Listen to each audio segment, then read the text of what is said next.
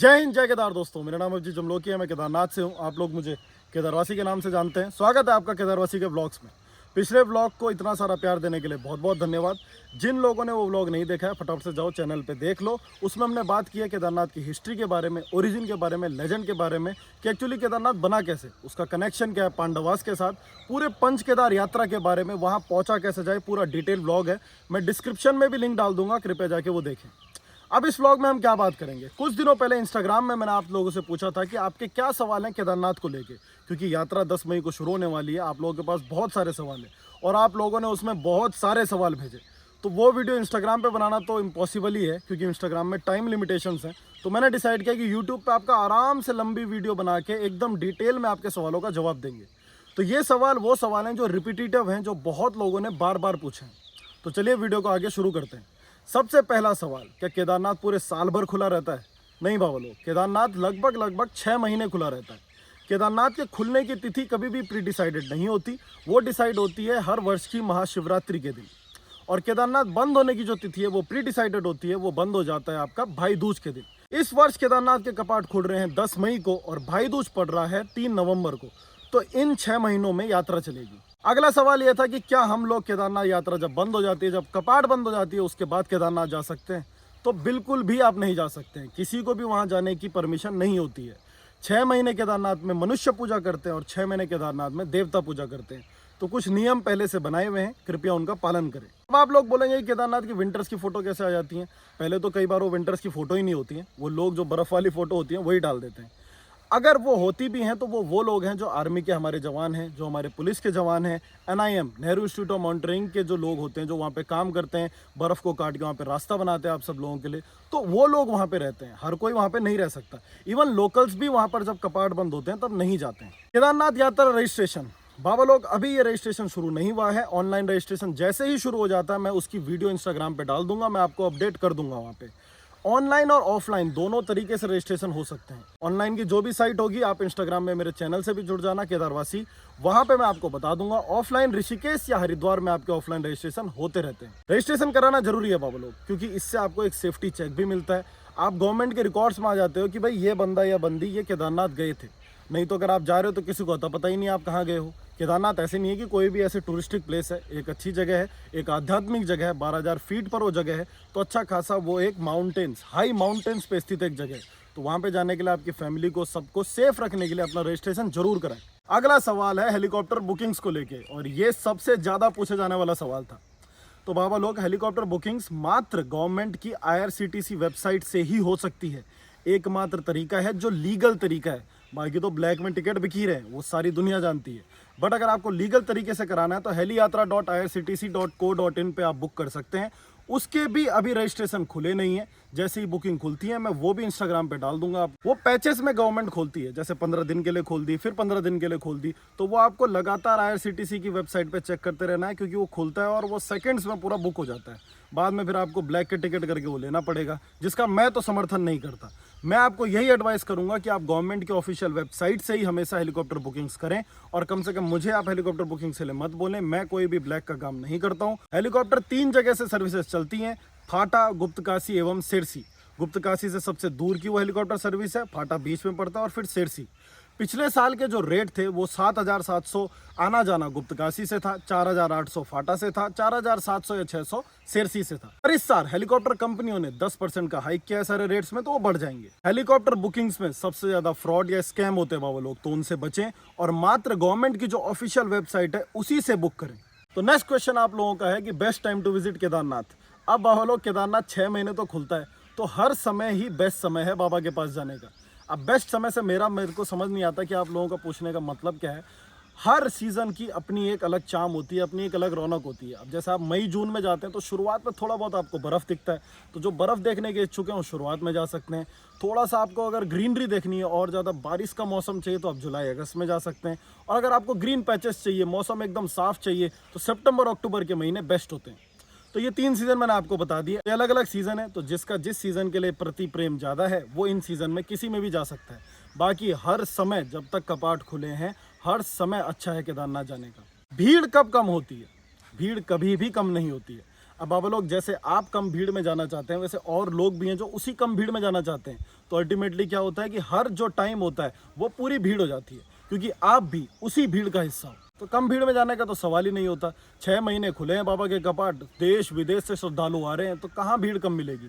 फिर भी comparatively monsoon जो सीज़न होता है जुलाई और अगस्त, उस टाइम पे भीड़ कम होती है। पहाड़ों में लैंडस्लाइड ज़्यादा होती है, थोड़ा बहुत रिस्क फैक्टर होता है, इसीलिए उस टाइम पे भीड़ कम होती है। बट अगर आपको भीड़ कम ही देखनी है और रिस्क है वहाँ पे, तो आप जुलाई अगस्त में आओ, अदरवाइज जब भी आओगे आपको भीड़ ही मिलेगी। अगला क्वेश्चन, क्या हम ओपनिंग सेरेमनी में केदारनाथ जा सकते हैं? मैं आपको बिल्कुल भी एडवाइस नहीं करूंगा ओपनिंग सेरेमनी में केदारनाथ जाने का। बाबा केदार की डोली का जो चलवी ग्रह डोली होती है जो केदारनाथ जाएगी, उसका विवरण कुछ इस प्रकार से है कि पहले दिन बाबा केदार की डोली उखीमठ से गुप्त काशी पहुंचेगी, दूसरे दिन गुप्त काशी से फाटा, फिर फाटा से गौरीकुंड, और फिर गौरीकुंड से अगले दिन केदारनाथ पहुंचेगी। केदारनाथ डोली पहुंचेगी 9 मई को, 10 मई को कपाट खुल जाएंगे। तो जरूरी नहीं है कि आपको केदारनाथ उसी दिन जाना है, ये कोई हार्ड एंड फास्ट रूल नहीं है। अपना ईगो रश बीच में ना लाएं कि मुझे सबसे पहले जाके वहाँ पे वीडियो बनानी है वगैरह वगैरह वगैरह। उस समय क्या होता है कि बहुत भीड़ होती है, लोकल लोग अपने भगवान देवी देवताओं को हर तरफ से लोग लेके आते हैं वहाँ पे।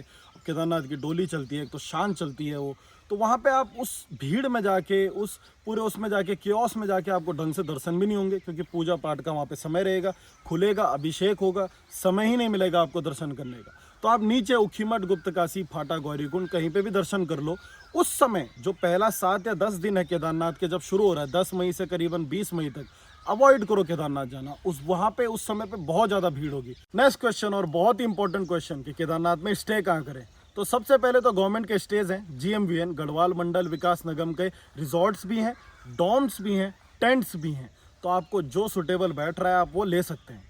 इसके अलावा केदारनाथ में टेंट्स भी आपको मिल जाएंगे, होटल्स भी आपको मिल जाएंगे, लॉजेस भी आपको मिल जाएंगे।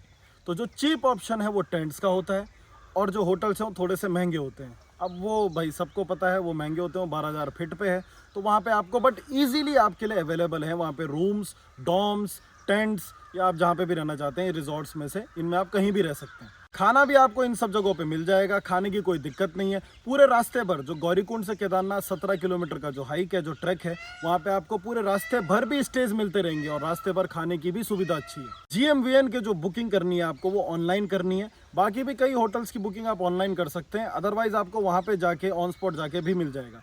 बट थोड़ा सा आप पहले अगर कर सको GMVN की जो बुकिंग होती है, तो एक स्मूथ एक्सपीरियंस वहाँ पे हो जाता है। अगला सवाल, हम 1 साल के बच्चे को ला सकते हैं, हम 2 साल के बच्चे को ला सकते हैं? ये सबसे बड़ा बेवकूफ़ी भरा सवाल मुझे लगता है, टू बी वेरी ऑनेस्ट। ठीक है, आपका एक नवजात शिशु है, उसके साथ आपको खेलने का समय अभी व्यतीत करना चाहिए। उसको कहाँ आप 12,000 फीट केदारनाथ में लाना चाहते हो? ये भी ईगो रश ही है बाबा लोग। एक बच्चा है, वो उसके खेलने का समय है, उसके साथ आप एज पेरेंट्स उसको अपना समय दो। ज़बरदस्ती उसको केदारनाथ लाने की कोई ज़रूरत नहीं है। केदारनाथ वैसे भी लोग वृद्धावस्था में जाते थे, जब सब चीज़ उनका हो जाता था पूरे संसार से, तब अंत में वो मोक्ष प्राप्ति के लिए जाते थे। बच्चा अभी नया है, 1-2 साल का बच्चे को आपको वहाँ पे तबीयत खराब हो सकती है, ऑक्सीजन की कमी वैसे ही होती है। तो कृपया मैं आपसे हाथ जोड़ के विनती करता हूँ, मैंने पिछले वर्ष बहुत देखा था, और फिर बच्चों की तबीयत खराब वहाँ पे होती है।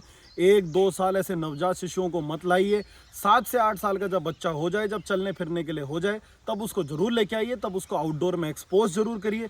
बट इतने जल्दी ये कुछ महीने के बच्चे, 1-2 साल के बच्चे फिर पीठ पे लेके उनको आ रहे हैं, यार कोई मतलब नहीं है। एक तो आपका शहर में जो होता है वो अलग इन्वायरमेंट होता है हमारे पहाड़ों से। हमारे पहाड़ में वैसे ही बहुत ऑक्सीजन की कमी होती है, फिर आप ऊपर जाके उस बच्चे की तबीयत और ख़राब कर देते हैं। तो ये सवाल तो मेरे से आप पूछो भी मत, इस पर मुझे एक्चुअली में गुस्सा आता है। ये 1-2 साल के बच्चों को हम लेके ऊपर चले जाएं, उसको बड़ा होने दो यार, अभी वो बच्चा है, उसके साथ खेलो, अभी उसका वो समय है। तो कृपया मैं फिर से विनती करता हूँ, इतने छोटे बच्चों को लेके केदारनाथ में मत आइए। नेक्स्ट सवाल, अगर हम केदारनाथ जा रहे हैं तो भैरव बाबा के मंदिर जाना क्या जरूरी है? अवश्य जरूरी है। भैरवनाथ पूरी केदारनाथ घाटी के प्रोटेक्टर हैं, क्षेत्रपाल के रूप में पूजे जाते हैं। तो बाबा केदारनाथ के दर्शन, बाबा भैरवनाथ के दर्शन के बगैर अधूरे हैं बाबा लोग। केदारनाथ से मात्र 1 किलोमीटर की चढ़ाई पे भैरव घाटी में भैरवनाथ का मंदिर है। तो अगर आप केदारनाथ जा रहे हैं तो थोड़ा समय निकालिए और भैरवनाथ मंदिर अवश्य जाएं, तभी आपके दर्शन पूरे माने जाएंगे। भैरवनाथ घाटी वही जगह है, जब 2013 में आपदा आई थी केदारनाथ में, तो मात्र जो लोग भैरव घाटी में थे वही बचे हुए थे। तो आप उसका इंपॉर्टेंस इस बात से ही लगा सकते हैं। अगला सवाल, केदारनाथ में क्या हम रात को भी ट्रैक कर सकते हैं? पहले तो पहाड़ों में मैं रात को ट्रैक करने की सलाह नहीं देता हूँ, बट केदारनाथ में पूरे रास्ते भर एकदम लाइट्स लग गई हैं, बहुत ही ज़बरदस्त अब कर दिया है, तो आप इजीली कर सकते हैं रात का ट्रैक। बट फिर भी मैं बोलूँगा कि रात को ट्रैक करना अवॉइड करिए। बट अगर आपको ऊपर रुकना नहीं है और आप फटाफट से नीचे आना चाहते हैं, अगर आपको थोड़ा बजट ट्रैवल करना है, तो आप ऐसे कर सकते हैं कि सुबह आप गौरीकुंड से निकलो ऊपर, दिन में आप पहुँचो, दर्शन करो, और शाम को रात तक नीचे गौरीकुंड आप वापस पहुँच जाओ। एक सवाल ये आया था कि कोई लोग वहाँ पे पैसे ले रहे हैं रात का ट्रैक करने के लिए।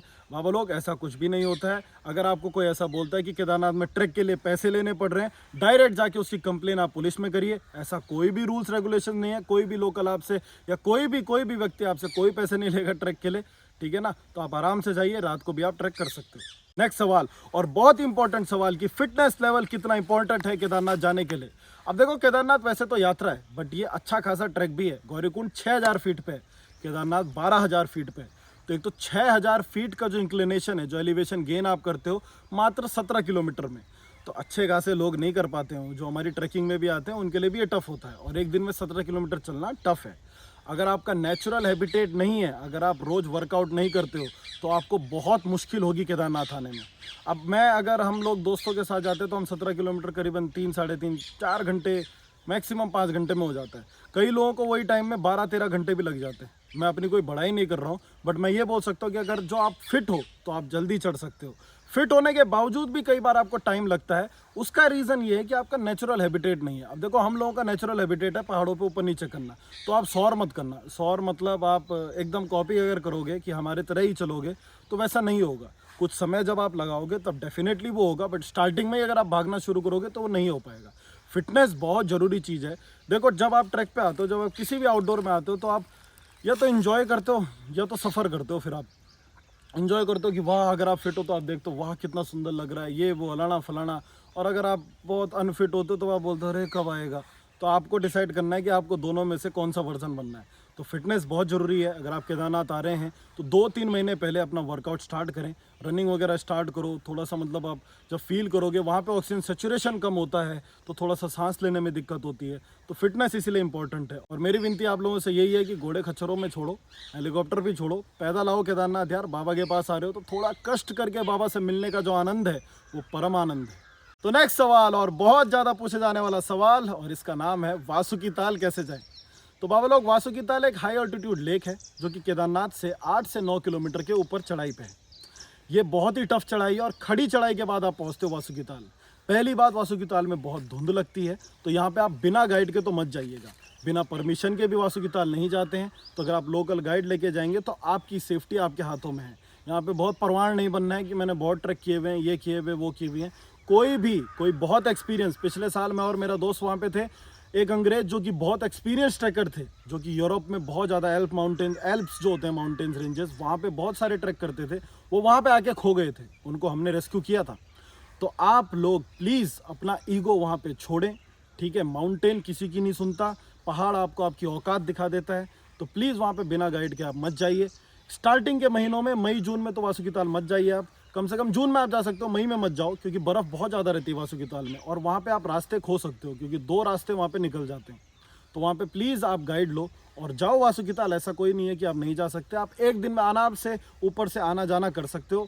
ऊपर जाओ, रुकने की कोई वहाँ पे वो नहीं है, परमिशन आपको लेनी पड़ेगी, ठीक है। बट आप वहाँ पे जाओ, देख सकते हो आराम से। वासुकी ताल बहुत सुंदर लेक है, 14-15 हज़ार फीट पे वो लेक है। आप जाइए ज़रूर, उसका अपना लेजेंड जुड़ा हुआ है। एक दिन में आप आना जाना कर लोगे आराम से। दर्शन कैसे होते हैं केदारनाथ में? अब आप लोग, जब आप केदारनाथ पहुंच जाओगे तो वहां पे आपको एक टोकन लेना है, उससे फिर आप लाइन में लगोगे और फिर आपको दर्शन होंगे। आप सुबह सुबह जल्दी चले जाना ताकि लाइन आपको छोटी पड़े, नहीं तो बहुत लंबी भी लाइन हो जाती है। तो ये थे आपके सवाल जो सब ज़्यादा आप लोगों ने पूछे थे। आशा है मैं आपके सभी सवालों के उत्तर दे पाया। अगर वीडियो अच्छा लगा तो इसे लाइक जरूर कर दो। कमेंट में बताओ कि कैसी लगी आपको ये वीडियो, और आगे आप कौन सी जगह की वीडियो आप देखना चाहते हैं लॉन्ग फॉर्म कंटेंट में, जैसे हम यूट्यूब पे भी वीडियोस बना रहे हैं। आशा है आप अपना सपोर्ट बनाए रखेंगे। प्लीज़ चैनल को सब्सक्राइब कर दीजिए। अगर वीडियो अच्छी लगी हो तो केदारवासी के ब्लॉग्स को सब्सक्राइब करें। मिलते हैं एक नई वीडियो के साथ, तब तक के लिए जय हिंद, जय केदार।